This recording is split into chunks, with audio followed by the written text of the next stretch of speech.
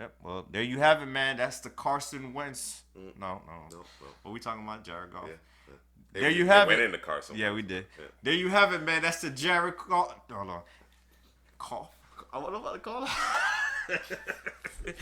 All right, let me go. Red light. Red light. That's the signal, bro. Red dot on your forehead. Okay. Feel me? Okay. You know what I'm saying? Oh, I ain't even looking at the camera. Is that where I'm? Okay, I just want to make sure I'm here, bro. You good now? Yeah. You sure? Yeah, let's get it, bro. All right. You ready? You ready for this? Hello, audience. Couch Potato General Manager back with another video. I am CPGM Juice, joined by CPGM Headley. If you've seen the previous video, we talked about the Matthew Stafford, Jared Goff trade and focused on the Matthew Stafford aspect of that, how that impacts the Rams. We're going to now talk about the Lions part of this and focus in a bit more on the compensation they received as well as Jared Goff. And Headley, I throw the question to you. Yeah. Right? What do you think of the trade from the Lions' perspective? I love it, man. I love it from the Lions' perspective, and it's not really because of Jared Goff. You know, Jared Goff's a young player, 26-year-old, former number one pick. Mm-hmm. He's shown arm talent. You know, he could win within the pocket. Just when it gets, off script, he might not be the best there. But I like it for the draft picks. They acquired a lot of different draft picks. They get to rebuild. It's a rebuild, destroy and rebuild in Detroit. Got a new coaching staff. Dan Campbell. They got Anthony Lynn over here, Aaron Glenn, up and coming, rising defensive coordinator, new GM. So it's just a brand new thing, man. You wasn't gonna win a Super Bowl with Matthew Stafford in that roster, so get a younger quarterback, build around him and rebuild, man. So I do like it for the Detroit Lions. It's just as you said, complete destroy and rebuild. You know what I'm saying? They poured salt so nothing would grow back. And they just basically put a whole new turf in there. And I think that's what the Lions needed. This is what you call a hard reset. As much as I'm sure the Detroit faithful appreciate Matthew Stafford and have enjoyed watching Matthew Stafford, it wasn't going to work. They had not been able to put enough around him on either side of the ball to actually make a deep playoff run. As much as we want to talk about individual players and the individual position, particularly the quarterback position, quarterback-driven league, it takes all 53. It takes 11. It takes the 22. You understand what I'm saying? And the Lions just have not done a good enough job of doing that. This trade puts them in position to be able to do so. You mentioned the new GM. I believe the name is Brad Holmes. He comes from Los Angeles. He's familiar with Jared Goff. I think the fact that Jared Goff, and I was reading this, I forget exactly where, but Jared Goff had mentioned that, he's excited about being wanted, about the relationship had soured. The relationship had soured. Les Snead, Sean McVay, they had become very non-committal. It is a meritocracy. You have to provide results. You understand what I'm saying? So I'm not mad at the Rams moving in a different direction. I wouldn't call it shrewd. It's a lot of money. Making the move to upgrade at the quarterback position. However, I think there has to be some more self-scouting on that end of the spectrum. To me, it's just not the quarterback that kept you from actually reaching the zenith, the pinnacle of the league. I think there's some other things, particularly with the head coach, the play caller, that needs to be addressed. But when we focus on the Lions aspect and ultimately what this trade does, and Jared Goff in particular, do you think this is a landing spot where not this year, obviously. We've looked at the roster. Yeah. There's not a whole lot there. Kenny Golladay just recently signed with the Giants. Marvin Jones is now down in Jacksonville. I think the only receiver that they have on the contract is Quintez Cephas. Yeah, no, they just added Perriman. They brought in Perriman. We're going into the offseason. And Tyrell Williams. Let me put it that way. Going into the offseason. So nobody to necessarily write home about decent secondary, tertiary pieces, whatever the case may be. You do like what you have in TJ Hawkinson. Should be excited about DeAndre Swift. But there's not a whole lot around Goff right now. Do you think in a season or two, we're talking about another quarterback in Detroit? Or are we talking about Goff has kind of recaptured, what he had started when they were having success in Los Angeles? It all depends on his play. There's not a lot of weapons out there. They brought in Perriman and Tyrell Williams, so he is at a disadvantage in terms of personnel around him. How patient are the Lions going to be with Jared Goff? The GM, that's his guy, but if you want a second, third term as a head coach or GM, the best thing to do is reset your quarterback. Sure. You get another life. They're gonna run with Goff this year. We see how he plays. They might bring him back next year. But after 2 years, if he doesn't show vast improvement and be a type of caliber quarterback that could take him to the playoffs, they might reset and bring in another quarterback after 2 years. So Kyle Pitts. So Drew mocking Kyle Pitts to the Lions. He just want to add another tight end because he feels he's the top receiver in the draft. That's why he wants Kyle Pitts. Listen, crazier things has happened, man. Yeah, I suppose. You know, I suppose there's a lot of receivers in this class, but I need one of them. Those big three. I need one of those guys.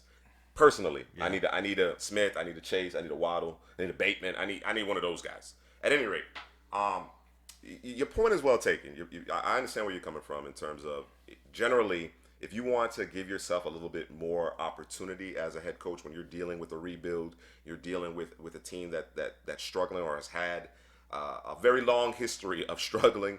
You draft another quarterback. You take advantage of that rookie contract. You do everything you can to build around that individual. Hopefully you catch lightning in a bottle and make a run. You know what I'm saying? That generally gives you that second and third contract, right? Mm-hmm. However, what does Goff have to do differently? Because again, the limitations are already in place in terms of the personnel. They're not going to be able to turn this around in 1 year.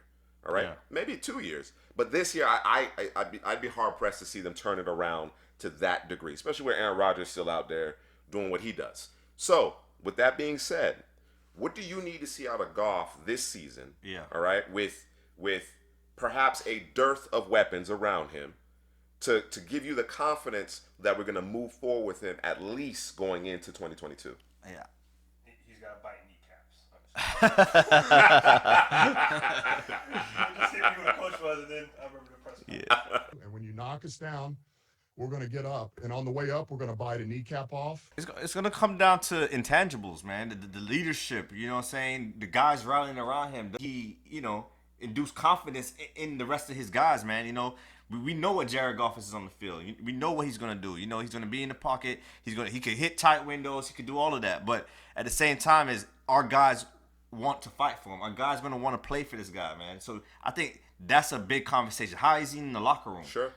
He can't go out there and throw 20, 25 picks. He has a 3-to-1 touchdown interception ratio. He puts up decent numbers. He's a good guy in the locker room. He's leading the team. Yeah, that will give them confidence to move forward with Jared Goff. Yeah, my thing about Jared Goff has always been, when scouting him coming out of Cal, which was a very bad football team when he was starting as a true freshman, right? Yeah. And watching him continue to mature, even though the system wasn't necessarily conducive to translating to the NFL level, the type of throws he was making, the fact that he was doing so within the tackle box, a phone booth as far as I'm concerned, really gave me a certain level of confidence in his game to translate. Now, of course, what's in vogue now, what's in demand now is quarterbacks that can extend plays, that can create, that when structure breaks down can thrive, right? He is not that player. He's not that player. You know who else isn't that player? Tom Brady.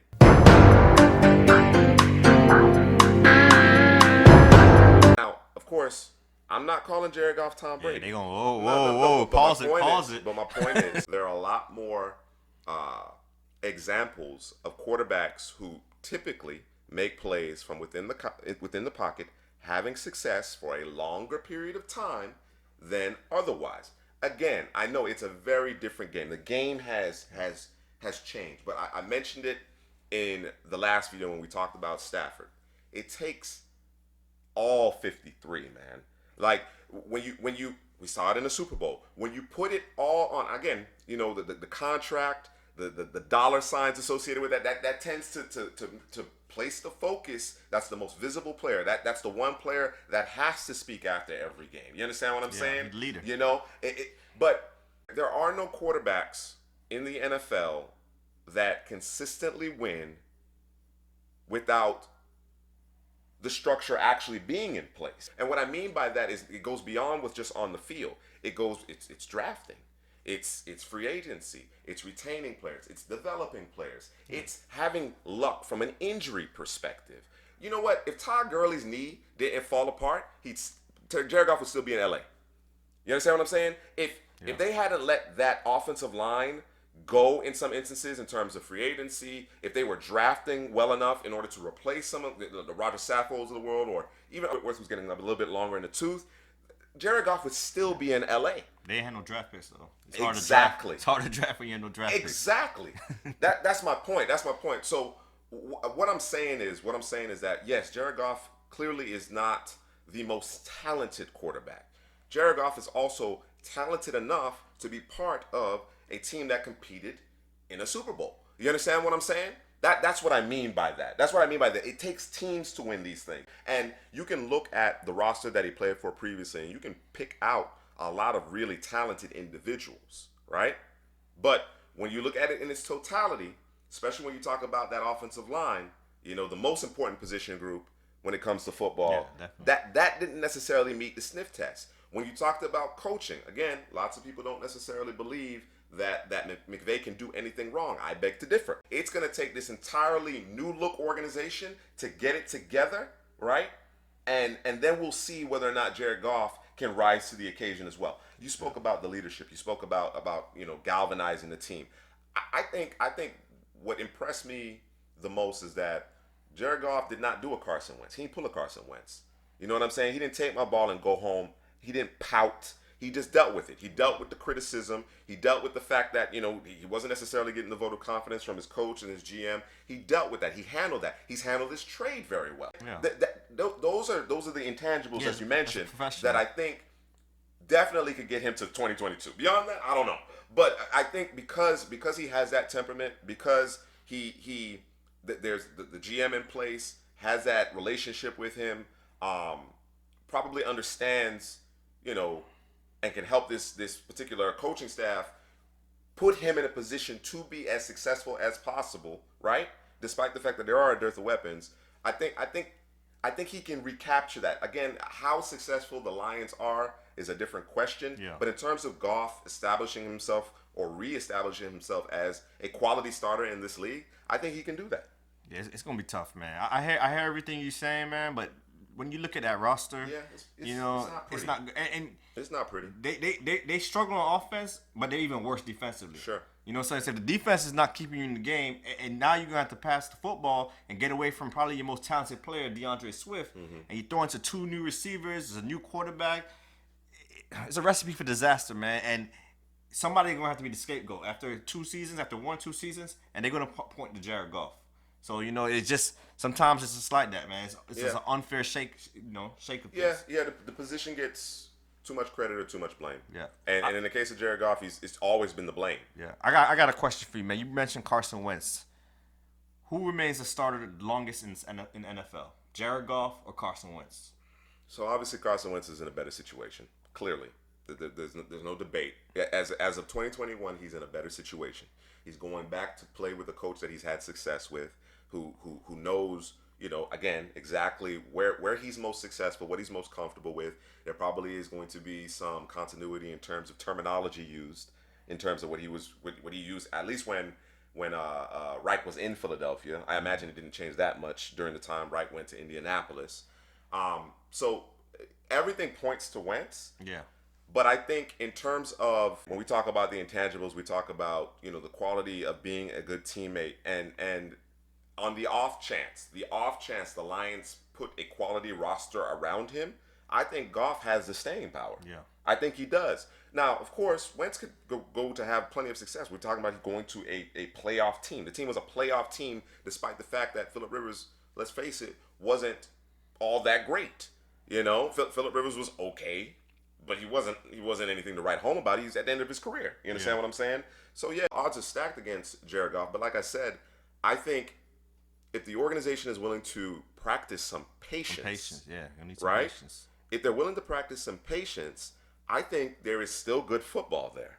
You know what I'm saying? Yeah. That's my opinion anyway. Yeah. It's interesting because Carson Wentz, like you said, has the better situation. Yes. You know what that means? He has the most pressure to perform to make the playoffs. I agree with that. That's a if great the Colts point. don't make the playoffs and they go next season and they miss the playoffs again, you know, they're gonna be looking at Carson Wentz as like, hey, we brought you over here to elevate us, and you made us take a step back. Yes. We might have should have kept Jacoby Brissett.